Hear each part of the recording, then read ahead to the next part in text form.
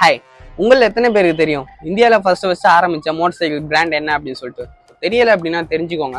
அதுக்கு முன்னாடி நம்ம சேனல் நீங்கள் புதுசாக இருந்தீங்கன்னா சப்ஸ்கிரைப் பண்ணிட்டு பெல் ஐக்கனை கிளிக் பண்ணிக்கோங்க. இந்த வீடியோ உங்களுக்கு பிடிச்சிருந்துச்சு, இன்ஃபர்மேஷனாக இருந்துச்சு அப்படின்னா உங்கள் ஃப்ரெண்ட்ஸுக்கும் ஷேர் பண்ணி விடுங்க, லைக் பண்ணிட்டு. ஓகே, ஃபஸ்ட்டு இந்தியாவில் மோட்டர் சைக்கிள் பிராண்ட் அப்படின்னு சொல்லி ஆரம்பித்தது ராயல் என்ஃபீல்டு தான்.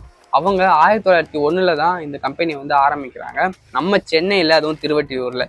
இந்த விஷயம் உங்களுக்கு இப்போ தான் தெரியும் அப்படின்னா லைக் பண்ணிக்கோங்க.